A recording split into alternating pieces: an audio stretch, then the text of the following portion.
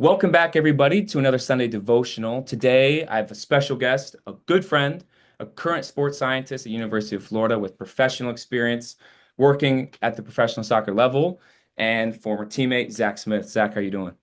I'm doing great. It's great to be here. How are you doing? Yeah, I'm doing great, man. It's good to see you again. So today, a big thing is your experience at Sporting Kansas City, right? You were a sports scientist and you worked there for around a year or so, would you say? It was about 6, 7 months. 6, 7 months. Okay. So first of all, just give us a rundown what your role was like at Kansas City, and what was the most common trait you saw among those professional players for them to be successful? Yeah, so I came in as a fellow, so kind of like a long-term internship. And so I definitely didn't have any like super crazy role. But what I liked about it was I got to be involved in a lot of things going on. So, I mean, we had strength and conditioning, we had sports science, we had athletic training. I could kind of like float around and get a good taste of it all. So my role was mainly assisting like the second team, the MLS Next Pro strength coach. So that was a lot through the summer, and then academy started kicking up in the fall. But I was kind of hands-on wherever, helping with lifting sessions in the gym, helping with on-field conditioning, testing. I got to hop in a few sessions, which was the greatest time of Uh, my life. But yeah, that's kind of what I did there. And I'd say throughout my time, I transitioned from more of a strength coach to more of a sports scientist, and that's how I kind of transitioned into this role at Florida. yeah, that's awesome. What would you say? I mean, you said you're around some first team training sessions, you were even in some training sessions, and you get this whole encompass of everything that the athlete does, right? At that high level. You could see who was successful and who maybe didn't get minutes. What would you say among those players who were successful? Like, what was something they were doing every day or their approach to things that made them that way? Yeah, honestly, I feel like at the professional level, it was really hard to distinguish. Yeah, Um, so again, I work mostly with the second team and the academy, and I think there's a little bit more distinguishing factors. At the top level, maybe it's because they had made it already, but it's hard to yeah, find like one thing that's like, oh yeah, the top yeah, guys are doing that. Um, but definitely at the MLS Next Pro level in the academy, I'd say the one trait that stuck out to me was just intentionality, yeah, and that kind of goes anywhere from off the field to in the training room to on the field to after training, what you're doing with recovery. I think the people that excelled the most and sounded like they had the brightest futures were the ones that were intentional, focused on what they were doing. Obviously, they could still have fun. They would yeah, joke around, stay after, laugh. But when it was time to get to work, they were very focused and very driven. And then also sacrifice, yeah. especially at the academy level. Like there's a lot of kids that leave their families and have to travel a lot just to, get a chance with these teams. So I'd say those are the two that stuck out the most. Yeah, Zach, that's great insight. And I think the one thing that stuck out to me that answer was the intentionality part, especially when it comes with after training, right? So, I mean, everybody can show up for training, but the 16, 18 hours in between training is kind of where that next jump goes. And so, your role as a sports scientist, you're able to kind of dissect data, as well as be able to kind of help the athlete recover and prepare as much as you can. What would you say at that professional level? Like, what are some big things that you guys did for recovery? That helped these players perform at the highest level throughout a whole season? Yeah, that's a great question. I think recovery can be a very like nuanced topic because there's a lot that goes into it. But I'd say my advice slash experience is some athletes try to do too much, some athletes try to do too little. And I think I'd recommend like right in the middle. Obviously, too much recovery is not Yeah. bad, but when I say too much, it's people, doing all the ice baths, the hot baths, the cryotherapy, everything, which is all good. It's all great. But sometimes people overinvest in that instead of focusing on sleep. Like they'll be trying to ice their ankle while they play the game and stay up late, while it might be better for them to just sleep and Yeah. do that. So that's one side of it. But then there's also people that don't do much at all, and like the day after a game, will just sit on the couch. And to that, I'd say it's a lot. more beneficial to get up and moving. Um, Blood flow is a really important part of recovery. So instead of kind of just sitting and relaxing, which is has its time, just making sure that you are getting up and getting moving so that the byproducts of all the exercise can kind of flush out. Yeah. No, that's wonderful insight. And so what I really appreciate about you and what I've seen in your whole life, as former teammates and current friends, I think a lot of change has come in your life and the way that you view success, right? It used to be as a former teammate was on the field stuff, right? And now since you've kind of moved from being a player and now around high level athletics, especially as a Christian athlete, like how have you used your faith to shape the way you view success and failure, especially with all the changes that have happened recently? Yeah, amazing question. And I think, yeah, so failure has been a big part of my life, Mm. and honestly, is a big part. It's a big part of how I found Jesus, I would say. Um, and it's kind of it's just going back to 2022. I was kind of in a rough spot at the start of the year. Athletics was not going great, and my confidence was very low. Identity was all in my sport, and when I'm not doing great in my sport, doesn't create a great environment. Yeah. And so I was really having a tough year, and I ended up going to this camp called Ultimate Training Camp. It was out in Colorado, and I think through the community that I experienced there, that's where I was really introduced to a real relationship with Jesus. I really felt it in that moment, and from that point on, I feel like God's had me in His arms. Obviously, He probably did before that, but sometimes you just can't feel it. And Yeah. so I said, going off of that, throughout my life, I experienced failure on the soccer field. I didn't get to where I wanted at the University of Indianapolis. Um, which honestly ended up taking a great turn for my life and my career, which I'm so grateful for. Obviously, hindsight's 2020, but in the moment, I was kind of going through it. Um, and so failure in that moment really, I had to pause and reevaluate what success meant to me. And it's honestly, it's still a process that goes on today. It kind of translates right from athletics to my career. And so, as I said on the soccer field, it was like, making the top team, starting, getting minutes. Um, and then now it's kind of getting the job I want. And when I was at Sporting, I went through that pretty hard. So it's actually with this job that I'm at now, extremely grateful for it. And I know we've talked about that a few times about how much of a blessing it is in my life right now. But back in October, I was really excited for it. I had interviewed a couple times. I felt really good about it. And I actually, if I could read in my journal, I actually brought this journal because Mm. um, we were out in LA for a game, and we're about to fly back, and I was journaling and wrote, "I'm really praying this UF job will work out, but regardless, I will choose to actively trust you with my life. You've never failed me yet." So in that moment, I was like, all right, I'm doing good. Like, I'm trusting God. Surely He's going to give it to me, right? Right when the plane landed, I got the email. We're not inviting you back for another interview. And I was Mm. absolutely crushed. And I think in that moment, I'm like, all right, I need to reevaluate again. So yeah, I mean, all the time we're going through things like that. And eventually, like, it was a humbling week for sure. Mm. Um, but God came through, pulled around, and came down for an interview, and now I'm working at, the best job I could imagine. So that's kind of been my experience with failure. But so around that, I guess back to your original question, like how do I deal with it? Like, yes, I still have dreams, I still have hopes, and I still want to work hard. Like in Colossians, it says, do everything you do unto the Lord, as unto the Lord, which means, working with your whole heart. Mm. So at no point am I going to shut that down, especially in athletics. Like obviously you need to work hard to get where you're going to go, where you're going to go.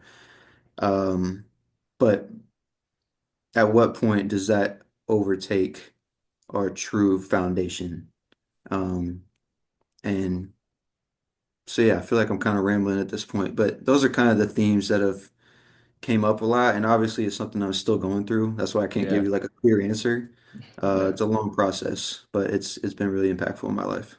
Yeah, Zach. I mean, that's a wonderful answer, and the insight, especially into the journal, is just amazing because my favorite part is you said it's an ongoing process, right? And I think what we talk about all the time is that we just have to consistently almost put to death the things that we want in our lives, and instead what we want for Christ and for our lives through Christ, you know? And Mhm. so I think the greatest thing is that it's an ongoing process. And I think at UIndy, University of Indianapolis, we both kind of saw it, and I learned from you in this way of when I came in, everything was dependent on no matter what happened was on the soccer field. Like that was it. That was my life. And Mhm. if things were good off the field, I was going to be good. If things were bad, we're not. And that's Yeah, because my all my purpose and all my intentionality was in that. And in turn, that led to a lot of, depression and small and big, very difficult times in my life. And so that's a really great insight onto a constant process because even today, I feel like I've learned a lot from it, but I still find myself some days finding my entire identity. You used the word identity in soccer. And I think that definitely. that's where the joy gets sucked out of my life is when I put everything into something that's so fleeting and so out of my control. And so Yeah. that's a really, really great answer, and I appreciate that. And kind of going And off, on that, go ahead. Yeah, if I could add one more thing, just please, like no, please. because a lot of people ask, like, especially as Christians, we're like, well, how do I know that like I'm in the right place? How do I know I'm aligned with like what God wants for me? Which is a very hard question to even conceptualize. Um, and to that, I just say after some reflection, like surround yourself with God, and that means like surround yourself with a godly community, getting time alone with God, praying, getting in the Word, and just surrounding yourself, bringing every aspect of your life to God and surrendering it to Him, so that you kind of have a little bit more of a trust. Like if I'm surrounding God with my life, I should be more confident that He has a hold on me and that He's leading me in the right direction. So that's another thing that's been really hard for me, that I thought I should mention. No, it's perfect. And it's also there's a verse, and man, I really should have prepared for this, but it's like commit your plans to the Lord and something along the lines that He'll make your paths straight. Or something, Mhm. like I think I'm combining two verses there. But Yeah, that's almost great. is like it's almost like commit your plans, but also understand that his plan for you may be different, but it's always ultimately power. Like God works for the good of all those who love him, you know? Hmm. And I think I love the input of like, I still remember listening to your voice memo when you got off the plane and you sent that and how disappointed you were, but also how still, even I don't know if you remember, you were still very trusting in it, but you were also very upfront with how disappointed you were. And I think that's the difficulty is like, as Christians, we're not signing up for an easy life. Like Yeah. as soon as you start following Christ, it's not like everything's gonna be sunshine and rainbows. And at moments, it almost feels harder. But I think that's where the fulfillment and joy comes from. So that's Yeah. wonderful answer, Zach. In the Yeah, next day on in my journal, I looked at the next day and your name was in there as someone. I'm like, hey God, I'm just grateful that I got people to lift me up and take me through that. So another important thing is surround yourself with a good group of men and women that'll, build you up and keep you floating in hard times for sure. yeah, 100%. I think that's what that group chat that we have, where we just send ups and downs and stuff we find in the Word is just it absolutely keeps us going. So that Mm. community is vital. And so you've experienced it. You've graduated and you've moved into like two jobs now, and everything's kind of fast paced. You're in Florida. Like in this fast paced, like result driven environment, especially surrounded by athletics, like how do you consistently integrate your faith into your daily life and work? Yeah, great question. I Yeah, that's definitely an ongoing battle. I think as athletes, we kind of all usually have a common struggle of um, relaxing, spending some quiet time, slowing down our lives. Um, and I think for me, the biggest shift in my life with that came after you gave me the book. Remind me of the name of it. Ruthless elimination of hurry. Ruthless Elimination of Hurry. What a Man, book. what a gift. What a gift. Um, that really reframed my whole thought process. And especially, yeah, working in athletics, I knew I was gonna have to like I gotta figure out a way to slow down and reset and not get engulfed by the constant constant moving parts, constant wanting to improve, people reaching out to you all the time, weekends, yada yada. So for me now, just personally, there's a lot of ways to do it, but for me, it's just quiet time in the morning. And that's something that can be hard to be disciplined in, and it's something that I'm growing in, but setting aside time in the morning to just be still and be quiet before God. Um, and so for me, it started out as like just a couple minutes just being silent. And I think before I always tried to fill that time up with requests and hopes and dreams and God, please do this for me. Please bring me peace today or whatever, which is all great. But I had to learn to kind of shut up and let God speak, Yeah. like it's a conversation. And I think that was huge for my relationship with God and for my sanity almost. I mean, is just finding that time to be still. And some people will do meditation, some people will just read or write. I know you're really into journaling. So, yeah, there's a lot of different ways, but definitely setting aside time outside of that space is really important. Yeah, I mean that's a great one. That's something I struggle with a lot is those the first 5, 10 minutes because as soon as Hmm. my alarm goes off, right, I click turn off and then I'm checking, okay, who's hit me up already? Like what do I gotta do? And then I'm seeing two texts of things I already have to do. Yeah. And within the first 15 seconds of my day, I'm stressed out of the things that of the things that I gotta get done. But like you said, in the times of my life when my first thought was to be silent and in prayer and intentionally get into the word and kind of sit in that, is when a lot of that peace came. And so what I really liked, you said, be still. And one of my favorite verses is be still and know that I am God. And that's always a thing that God uses in the Old Testament, also and Jesus says in the New Testament, is just like, don't be afraid and be still.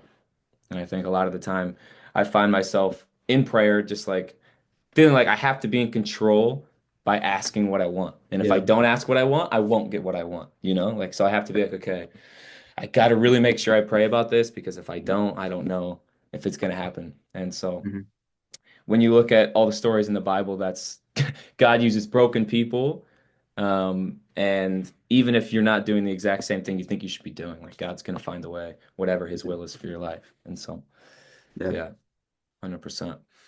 And so from last question here, Zach, from your experience as a collegiate soccer player, just being surrounded by the professional environment, and then currently around one of the most notorious athletic schools in University of Florida, how can a young athlete who wants to approach that level connect his faith and soccer together to be successful? Yeah. Really, really difficult question. Yeah. As soon as I Um, said it, I was like, wait, I was kind of formulating in my head, no, I think but it's yeah, it's amazing how difficult the question is, but how like easy the answer is. And don't get me wrong, it's hard to implement. But yeah, for Christian athletes, like inviting God into that space has been the biggest piece of advice I could give. And I mean, that transcends so many levels. Like, I think when people hear that, they're like, okay, like, yeah, like peace of mind, or like, yes, like I want to be present with God. I want to grow my relationship with God. But honestly, not a lot of people think about like the performance benefits as well. And yeah, I think when I first talk to people about that, like that's one of the biggest talking points I can start them on. Is like, hey, do you guys know that this actually benefits you in your sport? And by no means am I saying that's the most important thing. Obviously, above yeah, all, we want to put our relationship with God. But for Christian athletes, embrace it. Like embrace bringing God into your sport. For me, I'd say one of the biggest ways it helped me was providing a solid anchor for my confidence and mhm, my self-worth. Because obviously in sports there's a lot of up and downs. And if you are if your identity, if your confidence is rooted in your performance and how you play, how your coach thinks of you even, it's just gonna be a roller coaster. yeah, And I think like when I think about my playing experience, when I was at my lowest, I was not playing well. And so really finding that anchor in my life and sticking to that, which is really hard to do with a lot of peer pressure. And when it's a very like performance-based sport, it's hard to do that. But that's something to work on is always rooting your foundation in God so that you can kind of keep a steady mind, um, and yeah, not be swayed all around by the wind of performance and coaching and just the mess that athletics is. Yeah, that's a great point. And I think that in our time with Bible study together at University of Indianapolis and the time that you led that Bible study, a lot of things we talked about was an audience of one. And that's a big thing with athletes in action is this audience of one aspect. And Mhm. like that's something they taught a lot at UTC, that training camp. Um, and I wasn't there, but you were there. But the audience of one idea is like you're playing for one purpose, and that's for Christ, and that's for God, for the gifts that He given you. And that Yeah, instead of playing for coaches, instead of playing for status or whatever, it narrows your vision into one thing. And I think that's where a lot of the joy is. And I think a lot of time we confuse our purpose with our platform. We see that, okay, sometimes everything switches for me. My purpose is soccer and my platform becomes Christ, and then everything kind of falls off.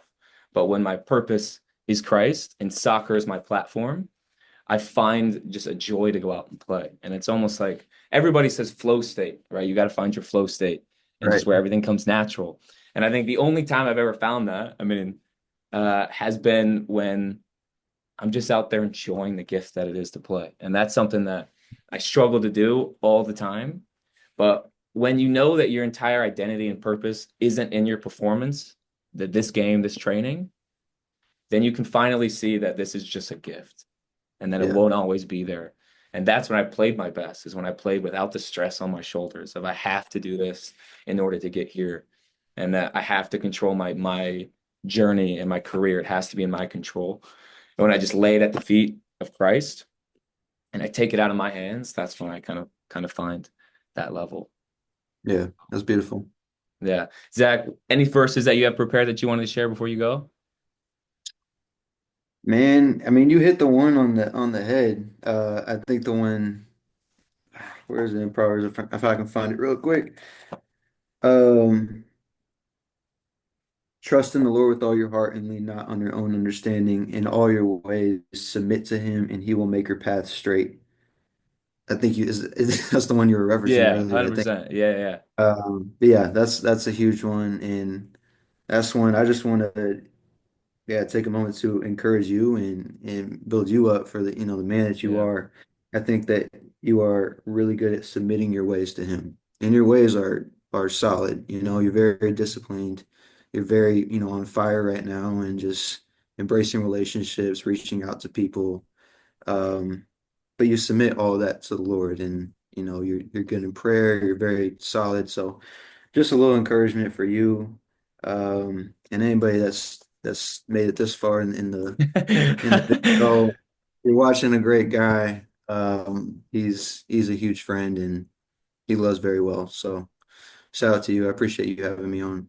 Zach, I appreciate you taking the time, man. I love you, man. It's been great catching up. It's just another opportunity for us to talk, even if it's just a podcast, man. I don't For take sure. those for granted. So we have the friendship that we have is just an example of great community. So I'm very blessed to have you in my life, man. So I appreciate you. For All sure. right, You as brother. well. Take care. Thanks again for coming on, and we'll talk later. All right. Peace. Peace.